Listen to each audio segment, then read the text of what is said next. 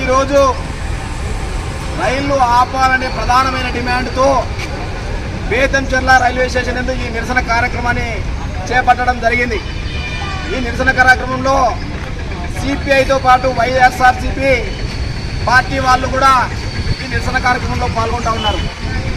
మా ప్రధాన డిమాండ్ ఏంటంటే కరోనా సందర్భంగా రద్దయినటువంటి ఎక్స్ప్రెస్ రైళ్లను తక్షణమే పునరుద్ధరించి ఇక్కడ అన్ని రైళ్లను ఆపాలని, అదేవిధంగా బేతంచెర్లలో రైల్వే స్టేషన్లో 2వ ప్లాట్ఫామ్లో ప్రయాణికులు సౌకర్యంగా కూర్చోవడానికి కుర్చీలు ఏర్పాటు చేసి అదేవిధంగా రేకుల షెడ్ నిర్మాణాన్ని చేపట్టాలని చెప్పేసి మేము ప్రధానంగా డిమాండ్ చేస్తూ ఉన్నాం.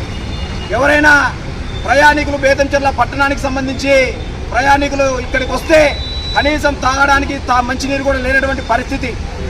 ఎప్పుడో బ్రిటిష్ వాడు 100 సంవత్సరాల కిందట ఈ బేతంచెర్లలో రైల్వే స్టేషన్ ఏర్పాటు చేసి రైళ్లను ఆపితే ఈ స్థానికంగా ఉన్నటువంటి ఇప్పటి ప్రభుత్వ అధికారులు, ప్రభుత్వ పాలకులు నిమ్మకు నీరెత్తినట్టు వ్యవహరిస్తూ ఈ ప్రాంతంలో ఉన్నటువంటి ప్రజానికాని సమస్యలని గాలికి వదిలేసి వాళ్ళ ఇష్టారాజ్యంగా సోషల్ మీడియాలో ప్రచారం చేస్తూ ఉన్నారు. మేము స్థానిక ఎంపీ నంద్యాల పార్లమెంట్ ఎంపీని శబరి గారు డైరెక్ట్గా ప్రశ్నిస్తూ ఉన్నాం.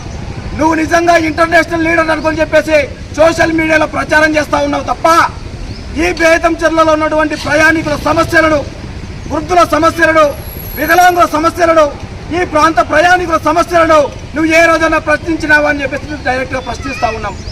ఇప్పుడే కాదు, ఈ బేతంచెర్లలో ఉన్నటువంటి పారిశ్రామిక కేంద్రంలో సుమారుగా సౌత్ ఇండియా మొత్తంగా ఈ రాష్ట్రాల నుంచి ప్రయాణికులు ఇక్కడ వస్తూ ఉంటారు. ప్రయాణికులు, వ్యాపారస్తులు, నిరుద్యోగులు అందరూ కూడా రైళ్ల మీద ఆధారపడి బతికే వాళ్ళు. సుమారుగా ఈ రైళ్ల మీద దాదాపుగా చెనక్కాయలు అమ్ముకునే వాళ్ళు, సమోసాలు అమ్ముకునే వాళ్ళు, పూలు అమ్ముకునే వాళ్ళు, కూరగాయలు అమ్ముకునే వాళ్ళు సుమారుగా 1000 మంది పైనే కుటుంబాలు రైళ్ల మీద ఆధారపడి బతికే వాళ్ళు. ఈరోజు వాళ్ళందరికీ పొట్టగొట్టినావు శబరి. దయచేసి ఇప్పటికైనా కానీ సరే మీరు స్పందించండి.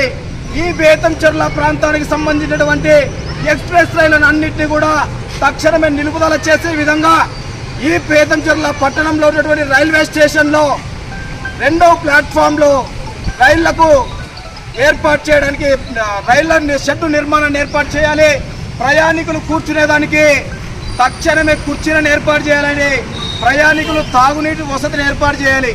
ముఖ్యంగా మహిళలు ఎవరైనా ప్రయాణం చేస్తే ఈ ప్రాంతంలో కనీసం మహిళలకు మరుగుదొడ్లు లేనటువంటి పరిస్థితి.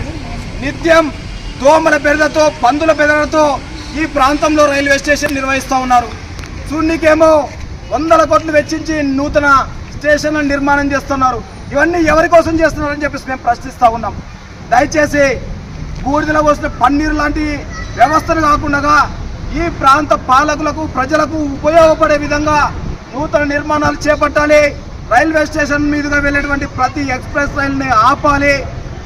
ఈ బేతంచెర్లలో పాలిటెక్నిక్ కాలేజీని రీసెంట్గా ఏర్పాటు చేయడం జరిగింది. ఐటీఐ కాలేజీని ఏర్పాటు చేయడం జరిగింది.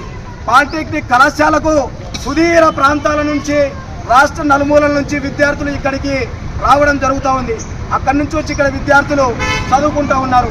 వారి తల్లిదండ్రులు రావాలన్నా, లేకపోతే విద్యార్థులు వాళ్ళ తల్లిదండ్రులు కలవాలన్నా అనారోగ్య కారణాల చేత కానీ ఏదైనా ఇబ్బందులు ఏర్పడితే వాళ్ళ కుటుంబ సభ్యులతో పరామర్శించుకోవడానికి వెళ్ళాలంటే కూడా కనీసమైన వసతి లేదు.